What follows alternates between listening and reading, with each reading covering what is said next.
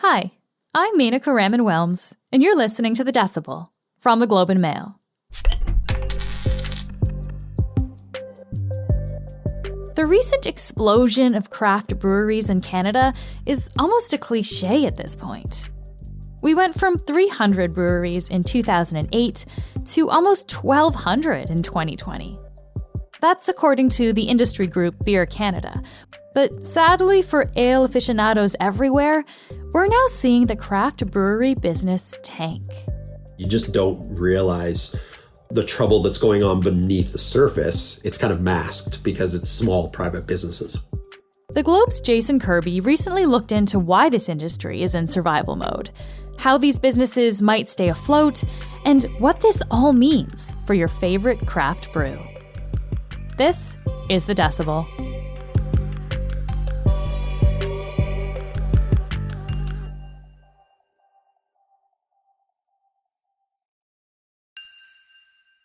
Jason, thank you so much for being here today. Thanks a lot. So we're going to be talking a lot about beer today. So I have to ask, are you yourself a beer drinker? I am a beer drinker, and I actually have started to drink more craft beer probably in the last couple of years, coinciding with the pandemic. Interesting. You know, everybody started getting deliveries and stuff like that. So, you know, it was funny. One of the people we talked to, one of the brewers we talked to, described their situation when the pandemic hit. They started taking their salespeople and moving them into kind of delivery roles, and they called themselves beer Santas. And they were like, you know, some of the first people that we were having interactions with in those early days. And there was just something nice about having someone come to your house and bring you stuff. And beer deliveries, what a great thing. Yeah. And I think a lot of Canadians have had kind of a similar experience, right, of being exposed to all these different craft breweries across Canada in this pandemic time. And so I think it might be surprising for a lot of people to hear that this is an industry that's actually not doing all that well right now. What made you look into this in the first place? Well, there's been a couple of mergers and acquisitions recently, and that's often a sign that, something might be happening. So we started to look into it a little bit more. It wasn't a secret in the industry that they weren't necessarily doing well even before the pandemic, but then the pandemic kind of came along and really hammered this industry, despite the fact that they were able to do deliveries. That was still a fraction of the sales that they would have been experiencing before. Mm-hmm. And this is kind of a basic question, but what exactly is a craft brewery? How is that defined? Basically, it comes down to size. They're microbreweries. They brew just a tiny fraction of what you would see coming off the kind of the assembly lines at the big Molson and Labatt factories. They also just kind of pride themselves on the ingredients that they use. And, you know, it's in the name craft.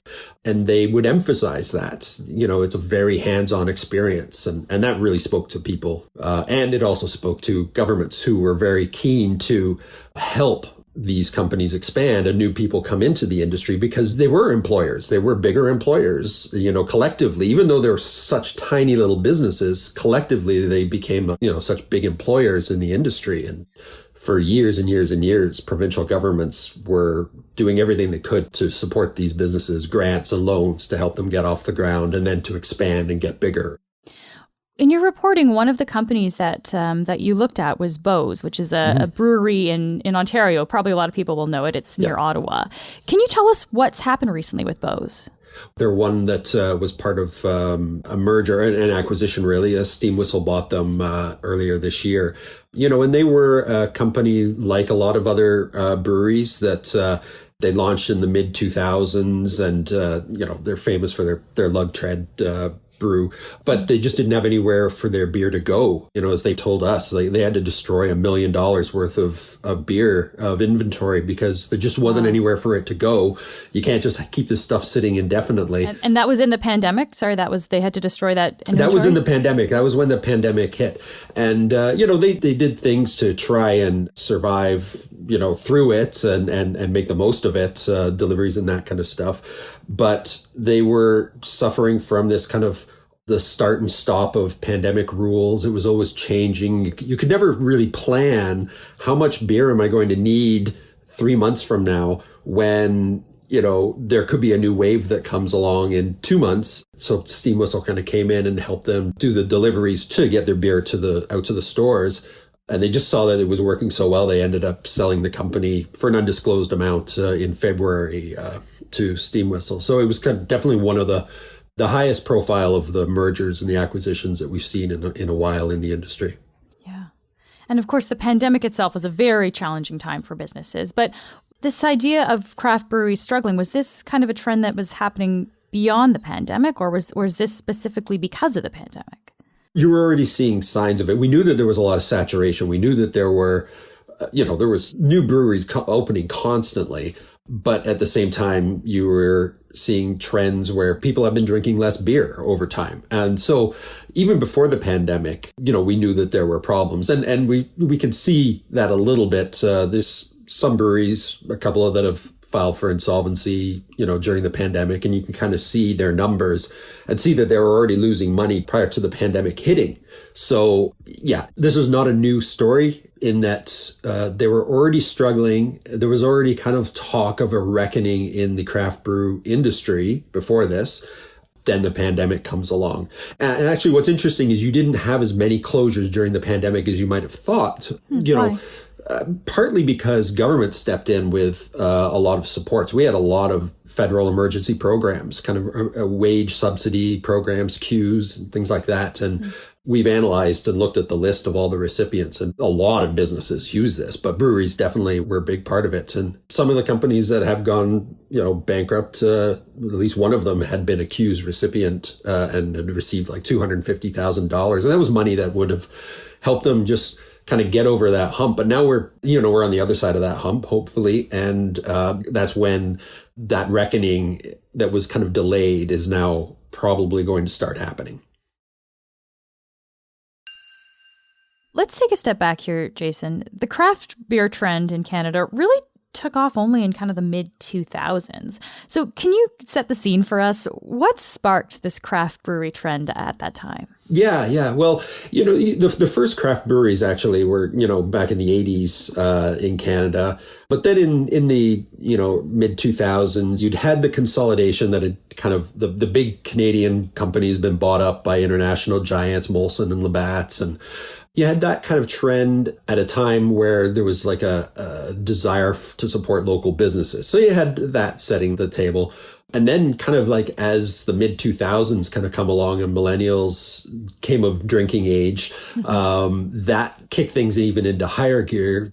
Tastes also just changed, not just for millennials, but for everybody. My tastes changed. I remember being wowed by, all of a sudden you could have something other than Molson and Labatt, not to knock a couple of companies there, but, there's a big taste difference between a craft brewery product and what you're going to get there from their traditional lines. And so, yeah, it was just this kind of flavor and taste revolution that happened. And then I think, in that kind of mid 2005 period to 2010, you also had the Great Recession in there, and that kind of shook things up as well, because you had people who were laid off and were like, well, I want to do something different. And so I'm going to start a brewery. I'm tired of working for the man. I'm tired of having no control over my future. And so you actually had, while you had this rise in demand, you also had this surge of people kind of coming into the market saying, this is fun. Like being a brewery owner is fun. People do this in their basements, and like, why not take this thing that I do as a hobby in the basement and share it with, more people. And, so you had this kind of demand and supply thing working really together nicely. So yeah, it sounds like it's a bit of a passion project for a lot of people. But were brewers also making a lot of money? Like, was this profitable? No, it was not profitable. Even before the pandemic came along, it was not profitable. Of those 1,200, the vast majority, 95%, make less than $1 million. But of that 95%, the vast majority are making way less in terms of revenue than $1 million. A lot of them are in the $200,000, $300,000, $400,000 a year range. And, during 2020, something like 60% of breweries in the country were losing money. And that actually wasn't all that much worse than before. When you look at the industry stats over like the last 10 years, you'd seen profit margins declining. The last time the industry kind of had 50% profitable was 5 or so years before the pandemic actually happened. So they were starting to lose money even before this as more came in. In your reporting, Jason, you spoke to someone who said that the industry was an information-poor environment for making business decisions. What exactly does that mean? Well, what he was talking about was something that's very common. The industry is a little bit of a black box. It's a black box to outsiders and black box to insiders because it's all private. They're small. The vast majority are all private companies. They've raised money from their family and their friends to get off the ground. They've borrowed from family and friends to keep operating. When they do hit a wall, they don't necessarily announce it. They find somebody else to sell the brewery to. Somebody else kind of comes in, buys it. You've lost, and your family have lost a lot of money on this, but to the outside world, the brewery keeps going and everything, seems to be fine. And to someone who's getting into the industry, they see that, there's not actually a lot of closures. There's always if everybody's opening breweries, then it's got to be a great business that's growing. So why don't I try it too? That's the information poor environment for making business decisions that he was talking about, that you just don't realize the trouble that's going on beneath the surface. It's kind of masked because it's small private businesses. And so now we're in this kind of phase of where there's this decline of this craft beer industry. You talked about the taste before and how that is really distinctive from maybe, the mass market beer that's out there. But we also have a lot of other options these days. We have hard seltzers, White Claw is really popular. Is part of the problem that we're just not drinking as much beer as we used to? Definitely. I mean, overall, on a per capita, per person basis, beer consumption has been falling since the 1970s. But it really had started to kind of accelerate kind of mid-2000s, interestingly, when everybody's starting to pour into this industry. You did actually see beer as a share of total alcoholic consumption starting to kind of drop. And particularly over the last 10 years, you've seen it drop even more. The categories that are taking over are ciders and coolers, spirits and, canned cocktails. But now you also have a whole new world of cannabis infused beverages coming on. And it's not big, but it's another option for consumers. And so people are starting to explore those. Some breweries are starting to explore those as well. You do see some of the larger craft breweries are starting to get into some of these other lines of business as well. But overall, that's one of the challenges for this industry is that people are turning away from beer. So what are experts telling you now about what's going to happen to all of these breweries? Like, are they going to close? What's kind of the next thing that we can expect here? I think consolidation, kind of continuing that trend that we've started to see with a few. We talked to a small U.S. company. It's called Erie Group, Erie Beverage Group. Kind of grew out of a shell of a failed video game developer. But they've got this plan to consolidate, kind of starting in Ontario, the craft brewery sector. And so they made one purchase. They bought Bell City Brewery in Brantford, Ontario, and they also brought on the brewmaster there, who's a kind of an industry veteran, been in the industry for like 30 years. And he's kind of an advisor to them as they are planning to consolidate others. So they've got a plan of like buying 8 to 18, somewhere in that range, craft breweries in Ontario over the next 12 months. And a lot of the other people we talked to were all talking about consolidation as well.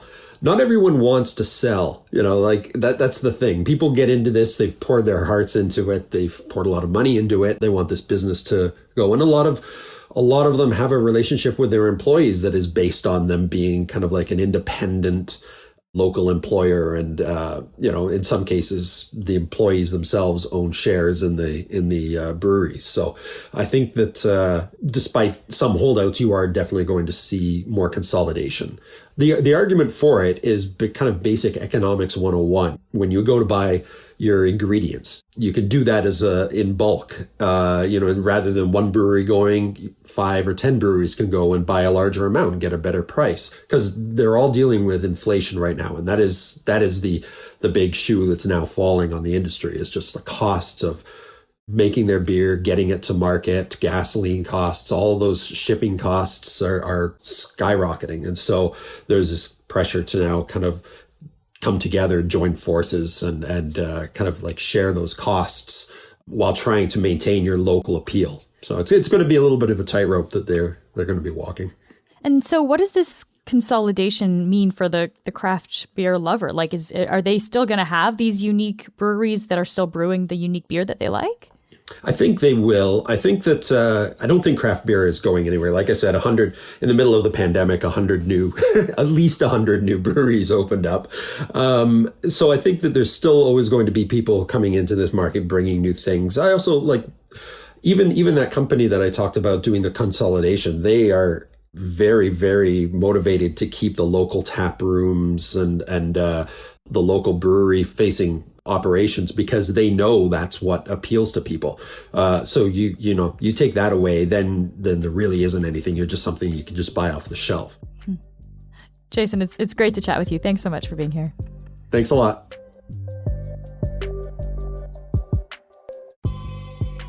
That's it for today. I'm Menaka Raman-Wilms. Our intern is Emily McPhail. Our producers are Madeline White and Cheryl Sutherland. David Crosby edits the show. Kasia Mihailovich is our senior producer, and Angela Pacenza is our executive editor. Thanks so much for listening, and I'll talk to you next week.